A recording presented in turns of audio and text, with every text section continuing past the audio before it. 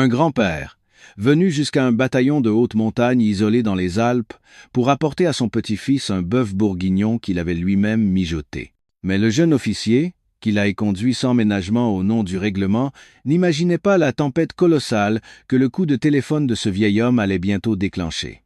En cette dernière semaine d'octobre, l'air matinal de Briançon, dans les Hautes-Alpes, était aussi tranchant qu'une lame de couteau. C'était l'heure où les marmottes, blottis toute la nuit dans leur terrier, ne s'étaient pas encore aventurés dehors. Dans un coin de la gare de Lyon à Paris, un vieil homme vêtu d'une vieille parka couleur kaki attendait son train. Julien Moreau.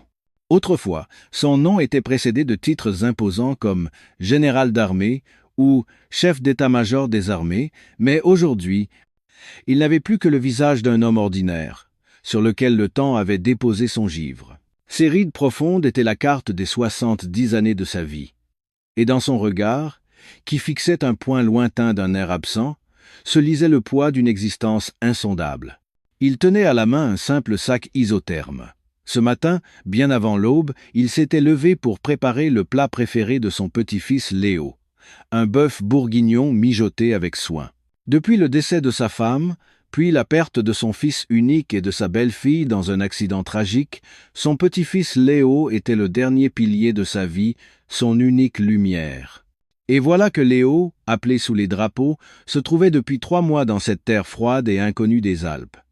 Le TGV de 6h30 à destination de Briançon va partir. À l'annonce, Julien Moreau se leva lentement. Sa démarche, en montant dans le train, n'avait plus rien à voir avec la foulée énergique de sa jeunesse, aguerrie par les marches en montagne, mais chaque pas qu'il posait conservait une gravité intacte. Il prit place près de la fenêtre, et le paysage familier de la ville défila devant ses yeux. La forêt de gratte-ciel de la Défense, les immeubles haussmanniens, l'agitation des jeunes gens se pressant pour aller travailler. Pour protéger cette vie paisible, il avait passé toute son existence en uniforme derrière les barbelés des zones sensibles. Et maintenant c'était son propre sang, Léo, qui faisait à son tour l'expérience de cette vie, même pour un temps. Le train quitta Paris, traversa la Bourgogne et s'engagea enfin sur les routes sinueuses des Alpes. Le paysage changea radicalement. Les couleurs flamboyantes de l'automne touchaient à leur fin et les arbres décharnés se balançaient dans un vent lugubre. Les rares panneaux indiquant des zones de tir militaire ou des terrains d'entraînement rappelaient la nature de cet endroit. Julien Moreau ferma les yeux. Derrière ses paupières, les souvenirs de plusieurs décennies défilèrent comme un panorama. L'époque où, jeune lieutenant, il avait manqué de perdre ses orteils à cause des gelures lors d'une manœuvre dans ce même massif. L'époque où, capitaine, il avait eu le cœur serré toute une nuit à cause d'un accident de tir impliquant l'un de ses hommes. Le jour où, nommé chef de bataillon, il avait saisi pour la première fois le fanion de son unité, sentant le poids écrasant de la responsabilité. Et enfin, l'époque où, arborant ses étoiles de général de corps d'armée, il commandait toute cette région montagneuse. C'était une terre imprégnée de sa jeunesse et de sa maturité. Il en connaissait chaque vallée, chaque crête, comme les lignes de sa propre main. Le vent semblait murmurer les noms de ses frères d'armes tombés pour défendre cette terre. « Papy, ça fait quoi d'être un soldat ?» lui avait demandé Léo avant son incorporation. Le garçon avait toujours été particulièrement proche de son grand-père. Enfant, il aimait enfiler le vieux treillis de Julien, coiffer son képi usé et dire « Quand je serai grand, je serai un soldat courageux comme toi ». Julien lui avait alors caressé la tête en disant « Devenir soldat, c'est apprendre à mettre nous avant jeu. C'est apprendre à porter sur ses épaules non seulement sa propre vie, mais aussi celle des gens que tu protèges. C'est un chemin qui peut être dur, solitaire et parfois injuste. Mais c'est seulement quand tu auras supporté ce poids que tu deviendras un véritable homme. » Wallah, il lui avait dit cela, mais en voyant la silhouette frêle de son petit-fils disparaître dans le centre de formation, son cœur s'était déchiré en 1000 morceaux. Ce gamin qu'il avait élevé avec tant d'amour, qui semblait si innocent face au monde, pourrait-il endurer la rudesse de la vie militaire? Chaque nuit, avant de s'endormir, il priait en direction des montagnes pour que Léo soit en sécurité. Après plusieurs heures de trajet, le train s'arrêta enfin dans la petite gare de Briançon. L'air, d'une pureté et d'une froideur qui pénétraient jusqu'au plus profond des poumons, était radicalement différent de celui de Paris. Julien Moreau descendit du train et se dirigea vers la station de taxi. Où allez-vous, monsieur? Au quartier du 7e bataillon de chasseurs alpins, s'il vous plaît. Le chauffeur jeta un coup d'œil à l'accoutrement du vieil homme, puis à la destination qu'il avait indiquée, avec une expression qui semblait dire « Encore une visite de famille. Vous allez voir votre fils? » « Non, mon petit-fils. »« Ah, il doit être content que vous veniez de si loin. Le 7e BCA, ils sont connus pour leurs entraînements spartiates.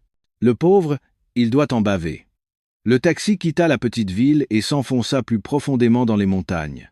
Les champs de part et d'autre de la route étaient nus après la récolte, et les sommets lointains se dressaient, majestueux, comme un paravent. Enfin, au loin, apparut l'imposant portail du quartier militaire, surmonté de la devise du bataillon, de fer et d'acier, le 7e bataillon de chasseurs alpins. Un endroit qui, pour Julien, qui y avait servi comme chef de corps, était comme une seconde maison. Mais aujourd'hui, des décennies plus tard, il n'était plus qu'un simple civil venu rendre visite à son petit-fils en uniforme. Descendu du taxi, Julien Moreau marcha lentement vers le poste de garde. Son cœur battait légèrement. Ce n'était pas seulement l'excitation de voir son petit-fils. C'était un mélange complexe de sentiments. L'étrangeté de revenir en tant qu'invité dans un lieu où il avait passé sa vie et l'appréhension de rencontrer les jeunes successeurs qui gardaient maintenant les lieux. Devant la barrière du poste de garde, 2 jeunes soldats en tenue de combat, portant le béret alpin, la tarte et armés de FAMAS, se tenaient au garde à vous. Devant eux, un jeune officier en treillis impeccable se tenait les bras croisés. On devinait au premier coup d'œil un jeune lieutenant tout juste sorti de l'école, plein d'une énergie rigide et juvénile. Son nom était inscrit sur sa bande patronymique. Antoine Lambert. Lorsque Julien s'approcha, le lieutenant Lambert le toisa de la tête aux pieds d'un œil acéré. Son regard exprimait plus de méfiance et d'agacement que de bienvenue ou de respect. « C'est pourquoi, monsieur ?» Sa voix était jeune, mais son ton était volontairement grave, comme pour asseoir son autorité. « Bonjour. Je viens voir le soldat Léo Moreau, de la compagnie de commandement et de logistique, » dit Julien de la voix la plus douce possible. Mais l'expression du lieutenant Lambert ne changea pas d'un iota. Il jeta un coup d'œil à sa montre et répondit sèchement. « Les visites ne sont pas autorisées à cette heure-ci. De plus, en raison des activités du bataillon, toutes les permissions et visites sont suspendues jusqu'à nouvel ordre. »« Ah, je vois. Serait-il possible de savoir quand les visites seront à nouveau possibles ? » ?»« Je viens de loin. J'ai pris le premier train ce matin. »« Impossible aujourd'hui. Veuillez repartir. » La réponse du lieutenant Lambert était catégorique. Comme une machine débitant une réponse programmée, sans la moindre trace d'émotion ou de flexibilité. Son regard avait déjà dépassé Julien pour se tourner vers l'intérieur du quartier. Son attitude montrait clairement qu'il était occupé par une tâche importante et que ce vieux civil n'était qu'un obstacle. Julien resta un instant sans voix. Bien sûr, il connaissait mieux que quiconque la nature particulière de l'institution militaire. Si une opération ou un entraînement spécial était en cours, la suspension des visites était une mesure évidente. Cependant, l'attitude de ce jeune officier dépassait la simple application du règlement. Elle était empreinte d'une froideur qui frisait le mépris. Il n'y avait aucune trace de la politesse la plus élémentaire ou de la moindre considération pour un homme âgé venu de loin. Y a-t-il un entraînement particulier en ce moment? Si je connaissais la situation, cela m'aiderait à patienter, demanda à nouveau Julien, calmement. Mais le lieutenant Lambert se tourna vers lui et le fusilla du regard. Une pointe d'irritation perçait dans ses yeux. « C'est une information classifiée qui ne vous regarde pas. Je vous ai déjà dit que le règlement l'interdit. Cessez de perturber le service et partez, s'il vous plaît. » Le mot « civil », ce mot résonna étrangement aux oreilles de Julien. Pour lui, qui avait passé toute sa vie en tant que militaire, ce mot, lancé par un jeune officier qui venait à peine de quitter l'école, provoqua une émotion étrange. Ce n'était ni de la déception ni de la colère. C'était une profonde tristesse. Ce jeune homme ne savait pas encore que le poids de l'uniforme ne vient pas des galons sur l'épaule, mais de l'attitude que l'on adopte envers les citoyens en le portant. Julien ravala un soupir et tenta une dernière fois. « Alors, pourrais-je au moins parler un instant au capitaine de la compagnie ou à l'officier de permanence ? Je voudrais juste voir mon petit-fils un instant pour lui donner cette nourriture avant qu'elle ne refroidisse. » « Non. » Le coupa le lieutenant Lambert, catégorique. En tant que son chef de section, j'estime que ce n'est pas possible. Le bataillon tout entier est en état d'alerte en prévision de l'inspection du général de division. Je ne peux pas saper la discipline de l'unité pour un simple soldat de 2e classe. Monsieur, l'armée n'est pas un endroit aussi accommodant que vous semblez le penser. Maintenant, je vous prie de bien vouloir partir. » Ces paroles, acérées comme des poignards, se plantèrent dans le cœur de Julien. Un endroit pas si accommodant. Se sentir renié par un jeune officier débutant dans cette armée qu'il avait servie et bâtie toute sa vie. Le vent glacial des Alpes souffla, faisant frissonner sa vieille parka. Julien ne dit plus un mot. Le lieutenant Lambert, les bras toujours croisés, se tenait droit comme un général victorieux, tandis que derrière lui, les sentinelles, entraînées, fixaient l'horizon sans bouger. Le portail fermé du quartier ressemblait à une forteresse imprenable. Devant, le vieil homme démuni, avec son sac isotherme destiné à son petit-fils, semblait aussi impuissant qu'un homme face à un mur gigantesque. Le vent qui soufflait des sommets lui parut plus froid et plus coupant que les barbelés qu'il avait gardés toute sa vie. Julien se retourna lentement, mais il ne partit pas. Il s'assit sur le banc d'un arrêt de bus un peu plus loin et commença à observer en silence le poste de garde hermétiquement clos. Son regard n'était plus celui d'un vieil homme ordinaire, mais celui d'un vieux lion plongé dans de profondes pensées.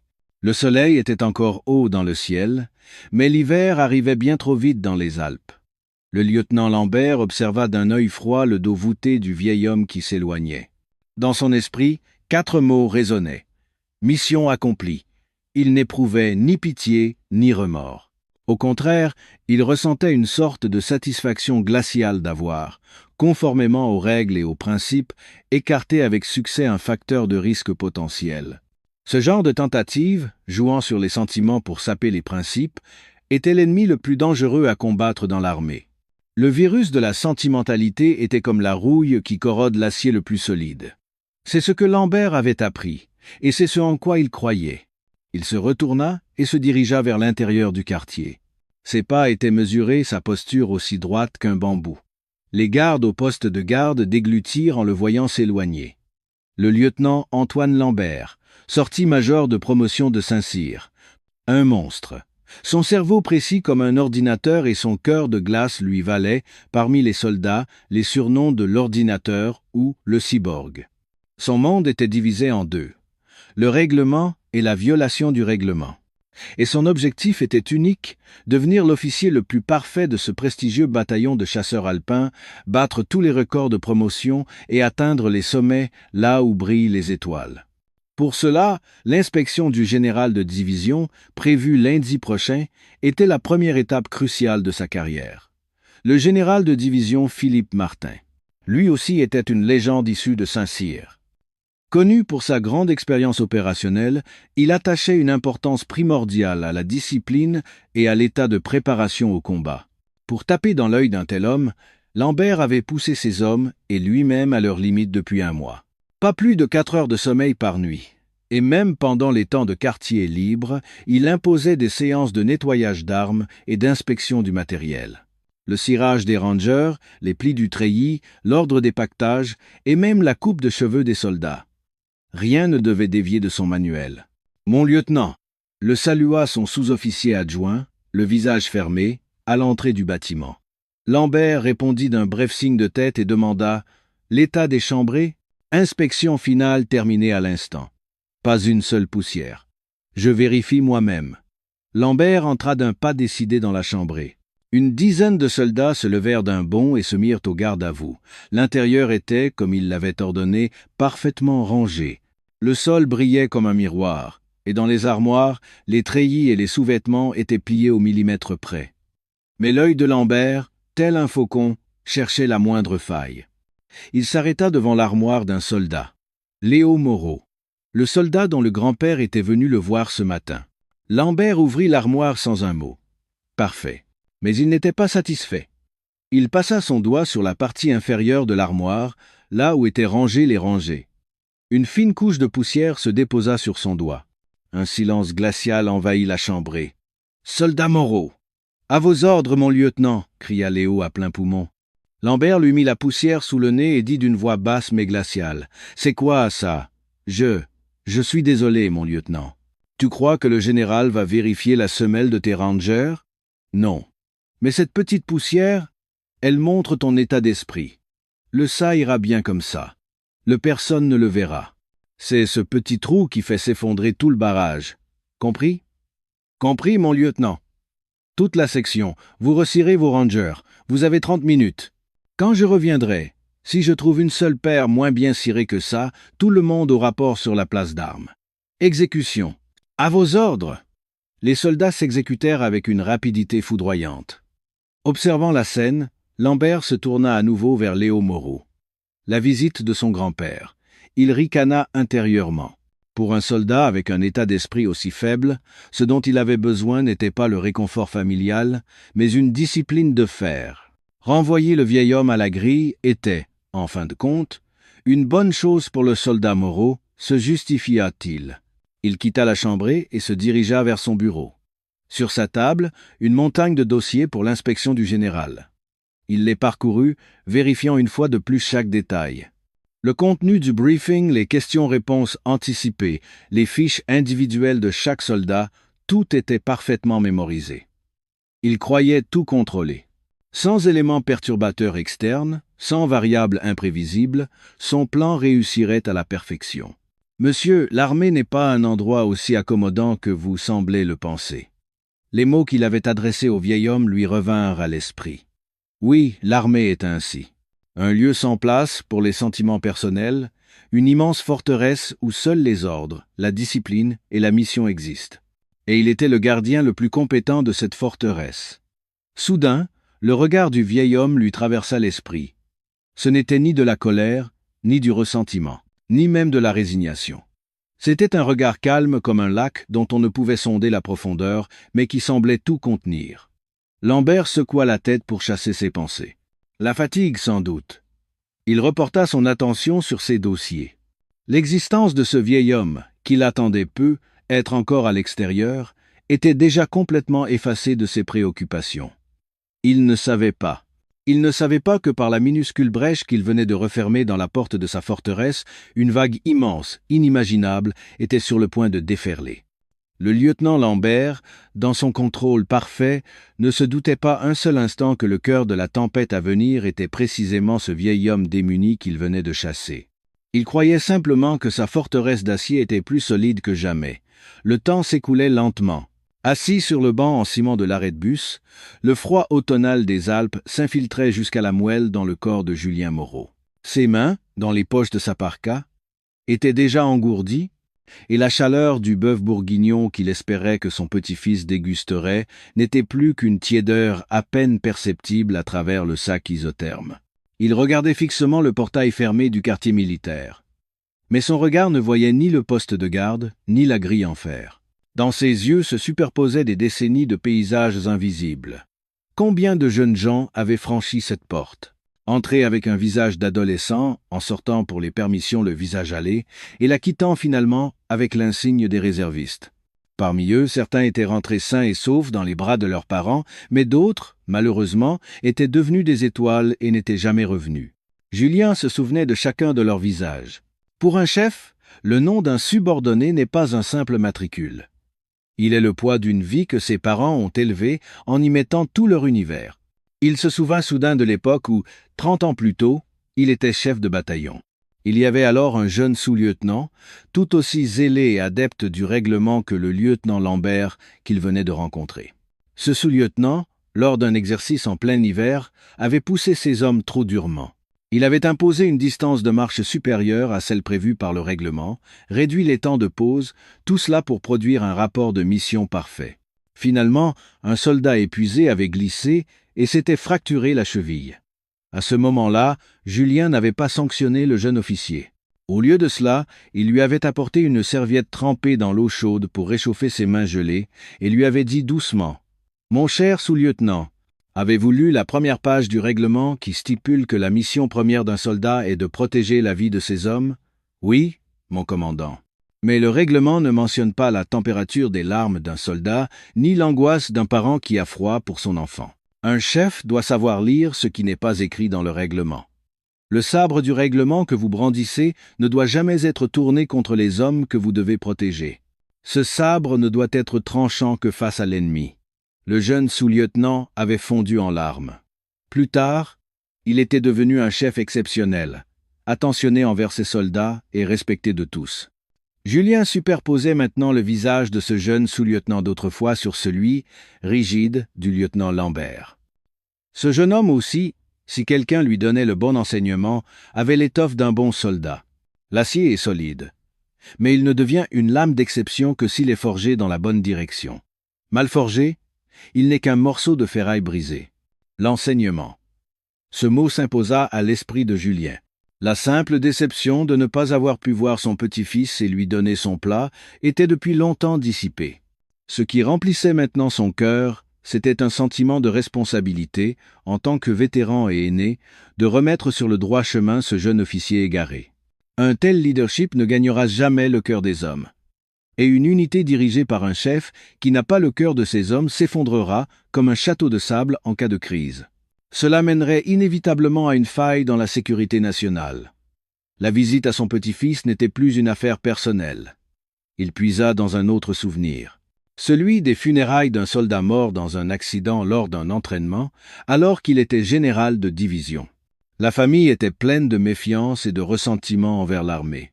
Ces officiers d'état-major voulaient empêcher la famille d'approcher en invoquant les procédures et les règlements. À ce moment-là, il avait interrompu tous les briefings, retiré sa casquette ornée de 3 étoiles et l'avait tendue à son aide de camp. Puis, en tant que simple homme, Julien Moreau, avec le cœur d'un coupable, il avait pris la main de la mère en pleurs et avait pleuré avec elle toute la nuit. L'armée fonctionne avec la discipline, mais le cœur des hommes fonctionne avec la sincérité. Il avait fait de cette vérité le credo de sa vie. Et enfin, son souvenir se tourna vers un homme. Le général de division qui commandait actuellement ce même septembre BCA, Philippe Martin. Quand Julien était général de corps d'armée, Martin était un chef de bataillon plein de fougue, très compétent, mais avec un caractère de feu et une incapacité au compromis qui lui valait de nombreux ennemis. Mais Julien avait vu, sous ce tempérament volcanique, une passion pure et une loyauté sans faille envers l'armée et ses hommes. Il l'avait convoqué en privé et lui avait dit « Commandant Martin, vous êtes comme une lame bien affûtée, mais une lame sans fourreau finit par se blesser et par blesser les autres. Utilisez ce cœur brûlant qui est le vôtre pour réchauffer vos soldats, pas pour les glacer comme le givre de l'hiver. Voilà le seul ordre que je vous donne. » Après ce jour, Philippe Martin avait changé de manière spectaculaire. Son leadership avait acquis à la fois force et douceur, et il était finalement parvenu au poste respecté de général de division. Julien se leva lentement. Son corps était froid et engourdi, mais dans son esprit, une décision ferme avait pris racine. De la poche intérieure de sa vieille parka, il sortit un ancien téléphone à clapet. C'était le dernier cadeau que son fils et sa belle-fille lui avaient offert, sachant qu'il n'était pas à l'aise avec les smartphones. Seuls 20 numéros étaient enregistrés dans le répertoire. De ses doigts gourds, il appuya lentement sur les touches. Il trouva le nom enregistré, « Mon jeune camarade Philippe ». Son pouce s'arrêta un instant sur la touche d'appel. Il savait mieux que quiconque la vague que ce simple appel allait provoquer. Cela pourrait devenir un véritable ouragan dans la carrière d'un jeune officier. Mais parfois, une violente tempête est plus nécessaire pour grandir qu'une paix trop tranquille. « J'espère que tu auras les épaules assez larges pour supporter le poids de cette leçon, » murmura-t-il pour lui-même avant d'appuyer fermement sur la touche. Bip, bip. La sonnerie déchira l'air glacial des Alpes et vola vers le cœur de la forteresse. Devant le portail, le lieutenant Lambert ne savait pas encore. La sonnerie qui allait bouleverser son destin venait tout juste de retentir. Au même moment, à plusieurs kilomètres de là, à l'état-major de la 27e brigade d'infanterie de montagne, dans le bureau du général, l'atmosphère était électrique. Devant une immense carte d'état-major, le général Philippe Martin houspillait ses officiers d'un œil sévère. « Alors, le plan de soutien d'artillerie pour le 7e bataillon n'est toujours pas finalisé ? L'inspection est la semaine prochaine et vous me dites que la coordination la plus élémentaire n'est toujours pas faite ? Colonel, c'est inacceptable ! Mes excuses, mon général. J'y remédie immédiatement. » Des perles de sueur coulaient sur le front du chef d'état-major. Le général Martin était connu pour être un chef humain, mais en matière de travail, il ne tolérait aucune négligence. Surtout, il ne supportait pas la moindre faille dans son objectif de préparation au combat parfait, un domaine auquel il consacrait toute son énergie. La réunion durait depuis le matin, et ses remarques acérées coupaient le souffle de tous les participants. C'est à ce moment précis qu'un vibreur strident retentit. C'était le téléphone portable personnel du général posé sur son bureau qu'il n'utilisait que pour des raisons strictement privées. Sa règle d'or était de ne jamais prendre d'appel personnel pendant une réunion officielle. Il fronça les sourcils et jeta un regard distrait à l'écran. L'instant d'après, le visage du général Martin se figea. Sur l'écran, 4 mots. Général Julien Moreau. Ce n'était pas un simple nom. Pour Philippe Martin, Julien Moreau était un mentor, celui qui l'avait guidé sur le chemin des armes, un pilier auquel il s'était raccroché dans les moments de doute, une figure qu'il respectait parfois plus que son propre père. Depuis sa retraite, il se contentait de l'appeler 1 ou 2 fois par an pour prendre de ses nouvelles. C'était la première fois que le général l'appelait. « Que se passe-t-il » Son cœur rata un battement. « Suspendez la réunion » cria-t-il d'une voix pressée en décrochant. Sa voix, sans qu'il s'en rende compte, monta d'une octave, et son dos, habituellement si droit, se courba instinctivement. Tous les officiers présents dans la salle de réunion écarquillèrent les yeux.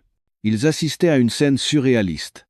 Le général, d'ordinaire un tigre, se transformait en agneau docile pour un simple coup de téléphone. « Mon général, à vos ordres. J'espère que vous allez bien. Que se passe-t-il à cette heure ?»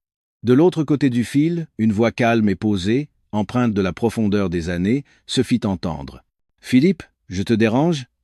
Je suis devant le quartier de ton bataillon. »« Quoi ? Pardon, mon général, devant quel quartier ?» Philippe crut avoir mal entendu. « Le 7e BCA. Là où tu as été chef de corps.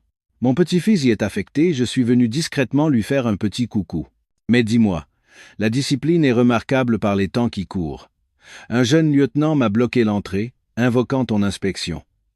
Il m'a dit que c'était absolument impossible. C'est un excellent soldat, très à cheval sur les principes. » Le cerveau de Philippe Martin devint blanc.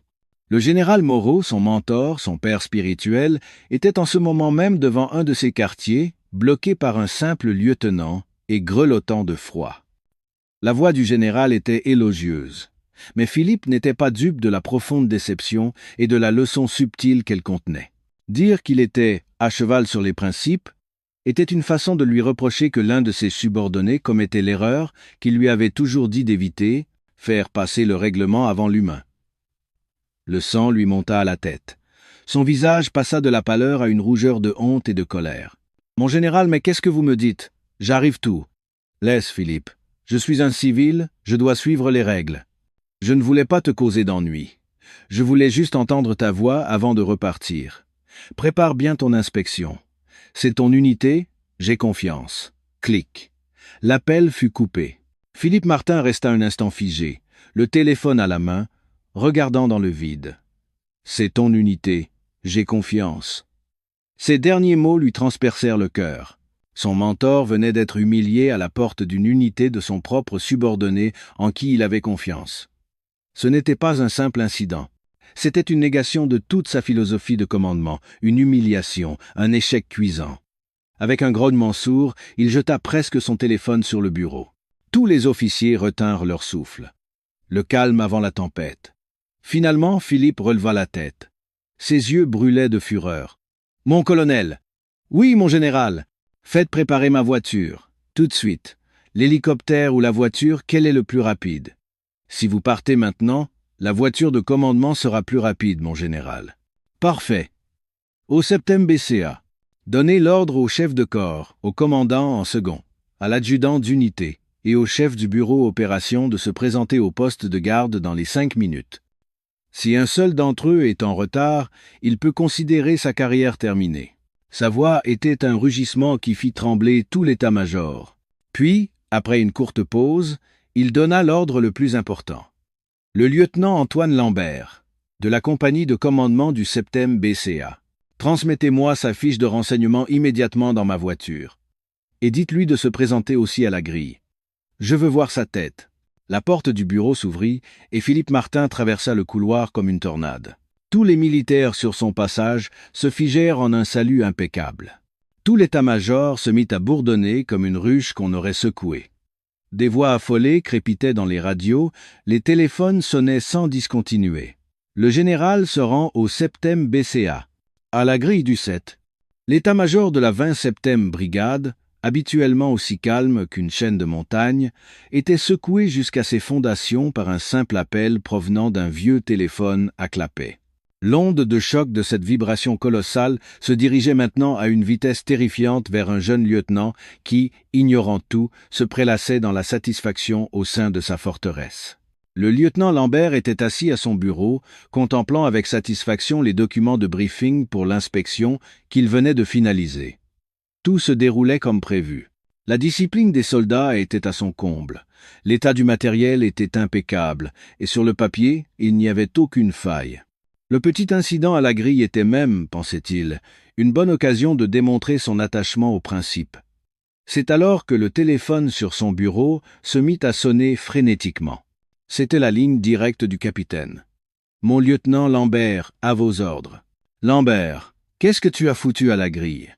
La voix du capitaine à l'autre bout du fil n'avait rien de son calme habituel. C'était un cri aigu et paniqué. « Que se passe-t-il, mon capitaine ? À la grille ?» Un visiteur s'est présenté tout à l'heure, et j'ai appliqué le règlement. Lambert, toujours calme, qualifiait son acte de « mesure réglementaire ». À cause de ton foutu règlement, toute la compagnie va y passer, espèce d'idiot. Il y avait un vieil homme, c'est ça ? Répond. Oui, mon capitaine. Après vérification de son identité, je l'ai informé de l'interdiction de visite et je l'ai prié de repartir. Repartir ? Mon Dieu, mais t'es malade. Tu sais où il est maintenant ? Tu te ramènes à la grille ? Et plus vite que ça. Mais mon capitaine, jeune, clic. Le capitaine raccrocha avant même que Lambert ait pu finir sa phrase. Il resta un instant abasourdi. C'était la première fois qu'il voyait son capitaine dans un tel état. Mais qui était donc ce vieil homme ? C'était un ordre de son supérieur. Perplexe, il s'apprêtait à se lever. À cet instant, ce ne fut pas le téléphone de bureau, mais son portable personnel qui se mit à vibrer violemment. Le nom qui s'afficha sur l'écran le fit presque bondir de sa chaise. « Mon commandant, lieutenant Lambert à l'appareil. »« Lambert, t'es devenu fou ? Mais à qui tu as fait ça ?» La voix du chef de bataillon était plus qu'en colère. C'était presque un cri de désespoir. À travers le téléphone, on entendait le bruit du vent et des pas précipités. « Mon commandant, si c'est à propos de l'incident à la grille. »« La ferme !»« Tu sais qui c'est ? Tu ne sais pas ? » Le général de division. Le général Martin est en route pour le quartier. Il a demandé ton nom, précisément. T'es fini, mon pauvre. Qu'est-ce que tu fous ? Ramène-toi à la grille. Boum ! Lambert eut l'impression que son cœur venait de s'écraser au sol. Le général de division a demandé mon nom. Son esprit devint blanc. Son plan parfait, son avenir brillant, tout cela se brisait en 1000 morceaux. Ce vieil homme à l'allure si modeste était donc directement lié au général. Le père du général ? Un parent proche ? Dans tous les cas, il avait commis une erreur irréparable. J'arrive tout de suite. Lambert jeta presque son téléphone et sortit de son bureau en courant. Le couloir était déjà en plein chaos. Les soldats du secrétariat, le visage terrorisé, étaient cramponnés à leur radio, et les autres sous-officiers, sortis de leur bureau, ne savaient plus où donner de la tête. Le général arrive en personne, à la grille. Mais qu'est-ce qui se passe ? L'inspection, c'est la semaine prochaine, non ? Il paraît que le lieutenant Lambert a fait une connerie à la grille. Ses chuchotements le poignardaient. Il sortit du bâtiment et se mit à courir comme un dératé vers le portail. En courant, des milliers de pensées se bousculaient dans sa tête. Le visage du vieil homme lui revint. Ce regard profond et calme, sans colère ni ressentiment. Il commençait enfin à en comprendre le sens. Ce n'était pas de la pitié. C'était le regard d'une immense montagne contemplant un petit caillou à ses pieds. Au loin, il aperçut la grille. Une scène incroyable s'y déroulait déjà. La voiture de son capitaine, la P4 de son chef de bataillon, et même la berline noire du chef de corps étaient garées en désordre. Le capitaine, le chef de bataillon, et même le chef de corps, qu'il considérait comme un dieu inaccessible, tous ajustaient nerveusement leurs bérets, l'air anxieux. Ils regardaient tous dans la même direction, vers le bout de la route extérieure. Quand Lambert arriva, essoufflé, à leur côté, tous les regards se tournèrent vers lui. Le chef de corps le foudroya du regard, le chef de bataillon le dévisagea comme pour le dévorer, et le capitaine, le visage au bord des larmes, secoua la tête. « Lambert, mais qu'est-ce que tu » Le capitaine ne put finir sa phrase. À cet instant, au loin, dans un virage, un convoi de plusieurs voitures noires d'état-major apparut, soulevant un nuage de poussière. Sur le fanion du véhicule de tête, les 2 étoiles du général de division, symbole de la brigade, flottaient clairement au vent. La tempête approchait. Lambert réalisa qu'il était maintenant en plein dans l'œil du cyclone. Ses jambes se mirent à trembler. La forteresse du règlement, qu'il vénérait comme une religion, n'était plus qu'un château de sable face à la vague immense qui approchait.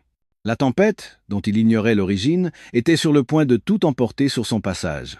Avec un crissement de pneus assourdissant, la voiture de commandement du général s'arrêta brusquement devant le portail.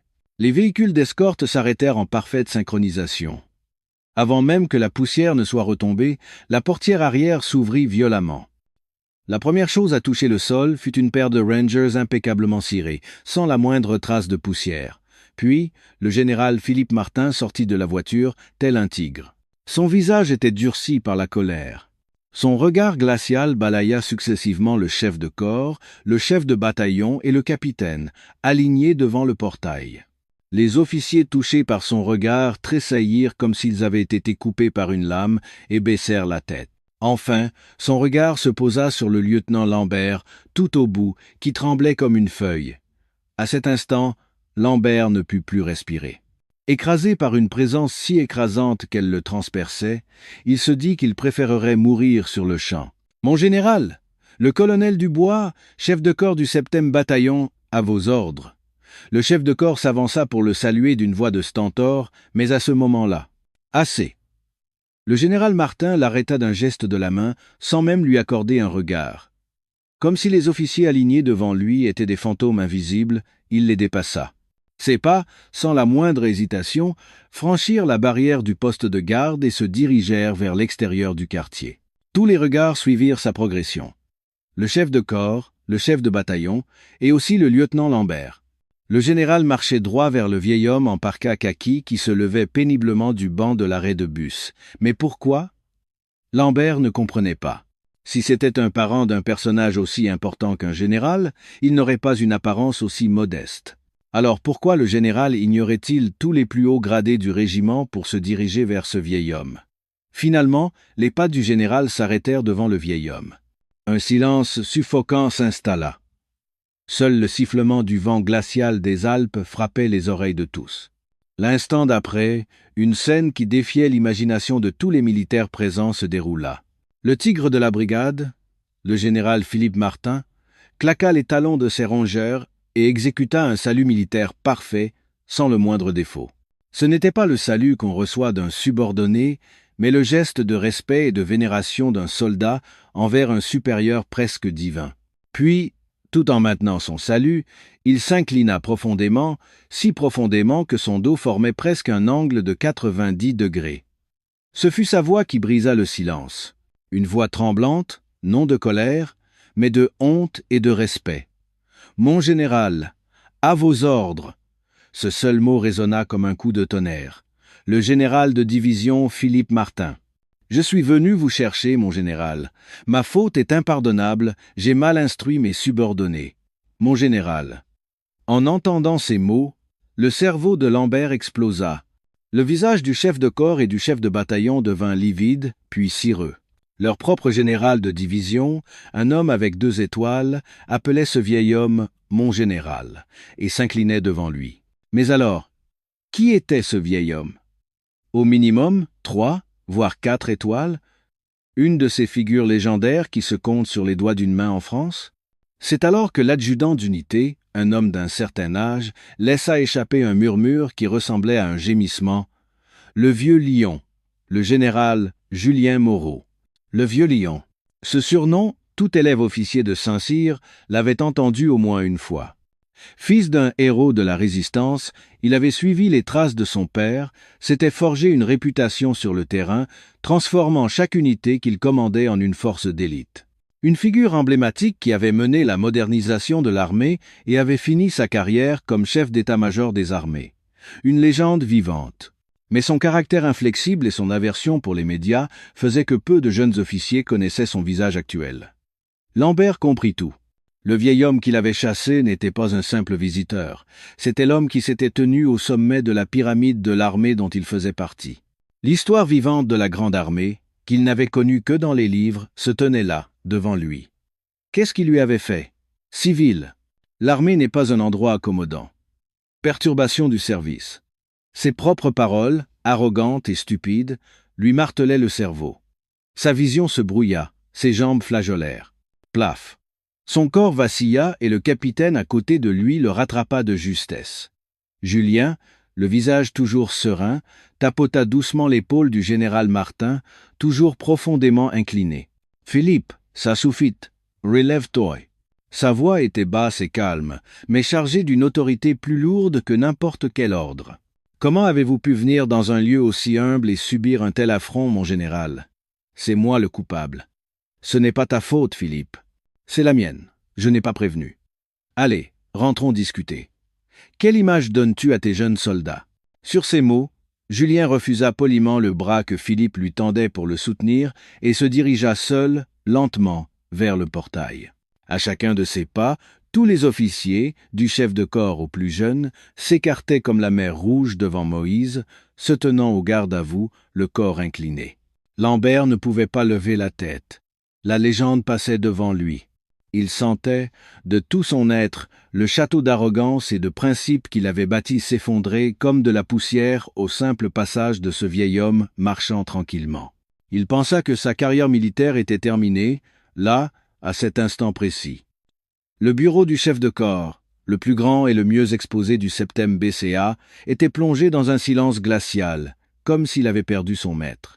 Le vrai maître était assis tranquillement sur le canapé au centre, tandis que le maître actuel des lieux, le général de division, se tenait à ses côtés au garde-à-vous, comme un jeune officier puni. Le lieutenant Lambert se tenait au milieu de la pièce, tel un condamné attendant sa sentence. Il n'osait pas lever la tête. La sueur coulait en cascade dans son dos. Le sol sous ses pieds semblait s'ouvrir sur un abîme sans fond. À ses côtés, le général Martin se tenait toujours, comme un coupable. Le chef de corps et les autres commandants avaient reçu l'ordre d'attendre dehors. Dans cette pièce, il n'y avait que 3 personnes. La légende, le commandant en exercice qui vénérait cette légende, et le jeune officier qui avait commis une faute impardonnable envers elle. Un soldat entra timidement pour servir du thé chaud. Julien prit la tasse, sentit sa chaleur et commença à parler doucement. Sa première parole ne fut pas un reproche. « Lieutenant Lambert. »« Oui, mon général. » Sa voix tremblait terriblement. « Votre intention de faire respecter les principes en tant que soldat est louable. L'armée est une organisation qui doit reposer sur des principes et une discipline. Donc votre action n'était pas entièrement fausse. » Surpris par ces paroles inattendues, Lambert leva instinctivement la tête. Les yeux de Julien ne le condamnaient pas. Il le regardait avec une profonde compassion et une certaine tristesse. « Mais, lieutenant... » Julien reposa sa tasse. Le petit bruit cristallin figea l'air de la pièce. Le poids de l'uniforme ne vient pas seulement des galons sur l'épaule. Il vient de la manière dont on traite nos concitoyens en portant cet uniforme. Ce règlement que vous défendez comme votre vie existe pour assurer la sécurité des citoyens, pas pour régner sur eux ou les rejeter. Sa voix était calme, mais chaque mot avait le poids de l'acier et se plantait dans le cœur de Lambert. À quoi bon être un excellent architecte et construire les remparts les plus hauts et les plus solides si ces remparts se retournent contre le peuple qu'ils sont censés protéger? Ce ne sont alors que des tas de pierres. Aujourd'hui, en voulant protéger les remparts, vous avez chassé le maître du château. Lambert ne pouvait plus tenir debout. Quelque chose de chaud coula sur ses joues. Il réalisa à quel point ses convictions, sa fierté, tout ce qui constituait son univers de principes, était vain et arrogant. Il n'était pas un soldat protégeant le peuple, mais un lâche caché derrière un règlement. Le regard de Julien se tourna vers le général Martin. « Philippe. »« Oui, mon général. Que t'ai-je enseigné ? L'acier est solide, mais il se brise plus facilement à cause de la rouille interne que des chocs externes. Une armée qui n'a pas le cœur de ses soldats est comme de l'acier rouillé, prêt à se briser à la première occasion. Le fait qu'un jeune officier de ton unité lise le règlement avant de lire dans le cœur des gens signifie que ta responsabilité est immense. Je suis navré, mon général. J'ai failli à mon commandement. Le général Martin s'inclina à nouveau profondément. Julien ne l'en empêcha pas. Il fallait qu'il sente tout le poids de cette leçon. Finalement, Lambert s'effondra. Il tomba à genoux et éclata en sanglots. En tant que soldat, pleurer devant un vétéran aussi légendaire était une honte pire que la mort, mais il ne pouvait s'arrêter. Je suis désolé, mon général. J'ai été stupide. J'ai commis une faute impardonnable. Julien se leva, s'approcha de Lambert, agenouillé et sanglotant, et posa une main sur son épaule. « Relève-toi !» Il aida Lambert à se remettre debout. « Ta carrière militaire ne fait que commencer. N'essaie pas de fuir ou d'oublier la honte et la prise de conscience d'aujourd'hui. Grave-les dans tes os pour le reste de ta vie. Et plus tard, pour les nombreux subordonnés que tu commanderas, deviens un chef qui a un cœur chaleureux avant d'être un règlement. Un chef qui enseigne d'abord le respect de l'être humain. » Les yeux de Julien fixèrent droit dans ceux de Lambert. « C'est ce que j'attends de toi aujourd'hui, et c'est la seule façon pour toi de t'excuser sincèrement auprès de ce vieux soldat. Compris ? » « Oui, mon général. Compris, mon général. Je n'oublierai jamais !» cria Lambert de toutes ses forces, le visage inondé de larmes et de morve. Ce fut la réponse la plus sincère de sa carrière, et peut être de toute sa vie. Julien lui tapota l'épaule une fois de plus, puis se tourna vers le général Martin. « Bon, assez parlé. Fais-moi voir mon petit-fils. Ce bœuf bourguignon doit être complètement froid maintenant. » C'est alors seulement que l'atmosphère glaciale de la pièce commença à se réchauffer. Le soldat Léo Moreau avait l'impression de faire des allers-retours entre l'enfer et le paradis. 1 heure plus tôt, sur ordre de son chef de section, le lieutenant Lambert, il était en train de récurer les toilettes de la chambrée jusqu'à ce qu'elles brillent. À cause de l'affaire de la poussière, toute la section était sous tension. Et lui, désigné comme le coupable, n'osait même plus respirer. Le lieutenant allait bientôt revenir pour une nouvelle inspection. Sa vie militaire était un échec complet dès le départ, se lamentait Léo. C'est alors que la porte des toilettes s'ouvrit brusquement et que le capitaine de sa compagnie, le capitaine Durand, entra en courant, tout essoufflé. Le capitaine était un dieu pour les hommes de la compagnie. Le voir, le visage en sueur, le cherchant, lui, fit sursauter Léo. « Soldat Moreau, à vos ordres, mon capitaine. Arrête tout de suite ce que tu fais. Tu vas à ton armoire, tu prends ton treillis de sortie le plus propre et tu t'habilles. Rendez-vous devant mon bureau dans 5 minutes. Compris ? Oui, oui, mon capitaine. » Léo courut comme un fou, sans comprendre pourquoi. Quelle bêtise avais-je faite ? Un mauvais nettoyage des toilettes ? Ou est-ce que la visite de mon grand-père a causé des problèmes au bataillon ? Les pires scénarios lui traversèrent l'esprit. Il se changea en vitesse et courut au bureau du capitaine. Là, le capitaine ajusta lui-même son col et lui dit « Tu as une visite. Suis-moi. » Une visite ? Léo était perplexe. Son grand-père était venu le matin et était reparti. Qui cela pouvait-il être ? Il suivit le capitaine à l'extérieur et le paysage du quartier avait complètement changé. Tous les soldats, le visage effrayé, regardaient par les fenêtres des bâtiments et les cadres couraient dans tous les sens, ne sachant que faire. Sur le chemin du bâtiment de commandement, des gardes se tenaient au garde à vous. On aurait dit le début d'une guerre. Plus ils se rapprochaient du bâtiment, plus l'atmosphère devenait pesante. Léo vit pour la première fois de sa vie des personnages très importants. Le chef de corps, le chef de bataillon, arpentant nerveusement le couloir. Ils le regardèrent, lui et le capitaine, et dans leurs yeux se lisait un mélange de respect, de peur et être un peu d'envie. Finalement, le capitaine s'arrêta devant le bureau du chef de corps et frappa. « Mon général, le soldat Léo Moreau est là. » Le général ? Léo n'en croyait pas ses oreilles. Pourquoi moi, avec le général ? La porte s'ouvrit et Léo entra. Il se figea sur place. Dans la pièce, le lieutenant Lambert, celui qui lui avait fait vivre un enfer un peu plus tôt, se tenait contre un mur, le visage blême. Le général de division, avec les 2 étoiles qu'on ne voit qu'à la télévision, servait respectueusement du thé à son grand-père. Et au centre de cette scène, son grand-père, Julien Moreau, était assis, le visage serein. « Léo !» La voix de son grand-père le sortit de sa torpeur. « Papy, comment ? Viens t'asseoir. » Léo s'approcha comme un automate et s'assit à côté de son grand-père. Julien ouvrit le sac isotherme, maintenant complètement froid, qu'il tenait à la main. « Ce bourguignon est tout froid maintenant. Mais goûte quand même. » Le grand-père ouvrit la boîte, et l'odeur familière de la sauce au vin emplit la pièce. À ce moment-là, le général de division, qui se tenait à côté, s'exclama presque « Mon général, je vais immédiatement donner l'ordre de le faire réchauffer à la cuisine. Laisse, Philippe !» Le grand-père l'arrêta d'un geste de la main. Avec son petit-fils, même un plat froid partagé comme ça, c'est délicieux. N'est-ce pas, Léo? Si, oui, papy. D'une main tremblante, Léo prit le morceau de viande que son grand-père lui tendait et le mit dans sa bouche. La viande était froide, mais elle lui parut plus délicieuse que n'importe quel plat au monde. Les larmes lui montèrent aux yeux. C'est alors que Léo comprit toute la situation. Le vieil homme modeste qui était venu le voir le matin. Le chef de section qui l'avait froidement renvoyé. Et l'énorme remue-ménage qui secouait maintenant tout le bataillon. Tout cela était dû à une seule personne, son grand-père. Il regarda le visage ridé de son grand-père. Ce grand-père qu'il avait toujours connu comme étant doux et ordinaire, mais aujourd'hui, Léo sentait, pour la première fois, le poids invisible des étoiles sur les épaules de son grand-père, le poids de la vie qu'il avait portée. Les mots que son grand-père lui avait dits avant son départ, « apprendre à porter nous sur ses épaules », prenaient enfin tout leur sens. Le moment de retrouvailles, chaleureux et émouvant, fut bref.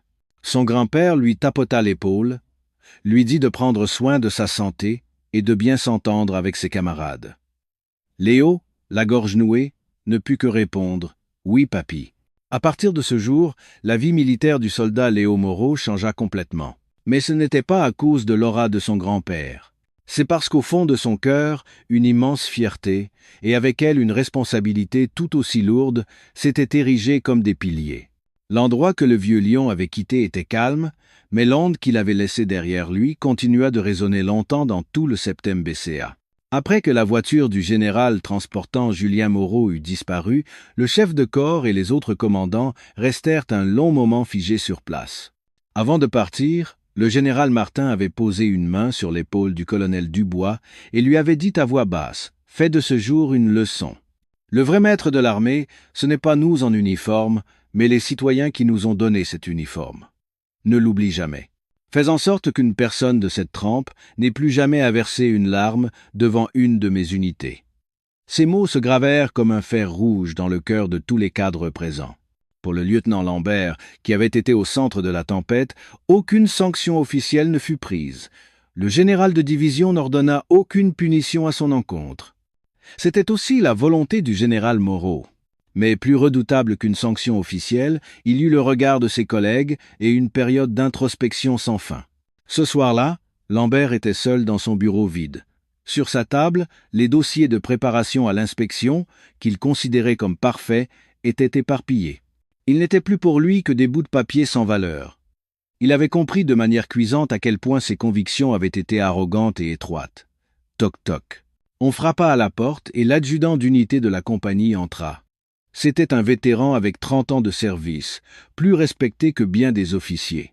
Sans un mot, il posa 2 canettes de café chaud sur le bureau de Lambert. « Mon lieutenant, ne vous blâmez pas trop. Comment pourrais-je encore me regarder en face, mon adjudant? Dans une carrière, tout le monde tombe lourdement au moins une fois. L'important, ce n'est pas de rester assis par terre à pleurer, mais de se relever, de s'épousseter et de continuer à marcher. Aujourd'hui, mon lieutenant, vous avez reçu un cours particulier très cher, que peu de gens dans l'armée ont la chance de recevoir. » Face à la consolation simple mais sincère de l'adjudant, Lambert releva enfin la tête. Après ce jour, il commença à changer. Le changement commença par des choses très petites et insignifiantes. Le lendemain matin, au rassemblement, au lieu de critiquer comme d'habitude la tenue et l'attitude des soldats, il s'approcha d'un soldat qui avait toussé toute la nuit, posa la main sur son front et dit « Tu as l'air d'avoir de la fièvre. Dès que c'est fini, tu vas à l'infirmerie. Si tu fais semblant, je te tue. » La dernière phrase était toujours menaçante, mais la chaleur de son geste fut ressentie par tous. Pendant la corvée de nettoyage, il s'approcha discrètement du soldat Léo Moreau et lui demanda « Le plat que ton grand-père t'a apporté hier, c'était bon ?»« Oui, mon lieutenant, c'était très bon. »« Tant mieux. » C'était une brève conversation, mais elle contenait des excuses maladroites et une marque de respect. Les soldats furent les premiers à remarquer le changement de leur chef de section, l'ordinateur. Ils ne le craignaient plus seulement. Ils commençaient peu à peu à le comprendre et à le suivre. L'incident de la visite du Vieux Lion devint une légende au septem BCA. L'histoire, qui se propagea d'abord à voix basse, devint une anecdote connue de tous les soldats. La blague, dans notre unité, il y a un deuxième classe dont le grand-père était chef d'état-major, se transforma bientôt en une fierté. Notre unité est celle où une légende est venue nous rappeler le devoir d'un soldat. Chaque nuit, Lambert revivait son erreur. Il se souvenait des derniers mots de Julien Moreau. « Deviens un chef qui a un cœur chaleureux et qui enseigne d'abord le respect de l'être humain. » C'était devenu son nouveau cap, celui qu'il devrait suivre pour le reste de sa carrière et de sa vie. Il rangea son vieux règlement au fond d'un tiroir. Et à la place, il commença à y mettre la réflexion sur la manière de lire dans le cœur des hommes. Julien Moreau quitta Briançon dans la berline noire que le général de division lui avait prêtée. Il avait vivement protesté, mais il n'avait pu refuser la supplique de Philippe, qui le priait de ne pas le laisser commettre le péché d'abandonner à nouveau son mentor seul à une gare. Cependant, au lieu de se faire raccompagner chez lui, il demanda à être déposé à la première aire d'autoroute en direction de Paris. « À partir d'ici, ce vieil homme a besoin d'être seul. Rentre et occupe-toi bien de tes unités. » En regardant la voiture de son ancien subordonné s'éloigner par la fenêtre, Julien monta tranquillement dans un car longue distance. Il ne ressentait ni victoire ni satisfaction. Au lieu de cela, une sorte de sérénité, comme s'il avait déposé une partie d'une lourde responsabilité, l'envahit. En regardant défiler les derniers paysages d'automne, il pensait à l'avenir de l'armée. Les jeunes officiers comme Lambert et les jeunes soldats comme Léo. Ils étaient l'avenir de ce pays. Il pria silencieusement pour que la petite graine qu'il avait plantée aujourd'hui devienne, entre leurs mains, une forêt luxuriante. Quelques semaines passèrent. Le lieutenant Lambert n'était plus obsédé par la perfection sur le papier. Sur le terrain d'entraînement, il se roulait dans la boue avec ses soldats, écoutant leur sueur et leur souffle. Il était toujours strict, mais sa rigueur visait désormais à les protéger, non à les contrôler. Il devenait un véritable chef. Le soldat Léo Moreau aussi avait changé. Le bleu maladroit avait disparu. Il accomplissait ses missions en silence et prenait soin de ses camarades avant lui-même. Il ne prononçait jamais le nom de son grand-père, mais dans tous ses gestes, on sentait un profond respect pour lui. Au lieu de s'appuyer sur l'aura de son grand-père, il avait choisi de devenir lui-même sa fierté. Au seuil de l'hiver, une lettre fut livrée à la maison de Julien Moreau, dans la banlieue parisienne. L'enveloppe militaire contenait l'écriture maladroite de son petit-fils, Léo. « Cher papy, l'hiver est arrivé plus tôt que prévu ici, dans les Alpes. Le froid est rude, mais avec les camarades, c'est supportable. Papy, depuis ce jour-là, j'ai beaucoup réfléchi. Et maintenant, je commence à comprendre, un tout petit peu, ce que tu voulais dire par le poids d'un soldat. Je réalise à quel point il est important, au-delà de la simple défense du pays, de protéger le cœur des gens. Moi aussi, un jour, je serai comme toi, un vrai soldat, un vrai homme, qui portera fièrement le poids de son uniforme. Prends bien soin de toi. Respectueusement, Léo. » Julien serra la lettre contre son cœur et sortit dans son potager. Il regarda la terre recouverte de paille pour l'hiver. Tout semblait endormi, mais sous cette terre froide, une nouvelle vie se préparait pour le printemps. Il regarda vers le ciel, en direction des Alpes. Le soleil se couchait, mais un doux sourire éclairait son visage. Le vieux lion s'était retiré dans les coulisses de l'histoire, mais son esprit ne dormait pas. Il vivrait éternellement dans le cœur ardent d'un jeune officier gardant la frontière glacée et dans l'engagement solide d'un jeune soldat fier de son grand-père. Sous le ciel de France, la graine de l'espoir grandissait ainsi, silencieusement mais avec ténacité.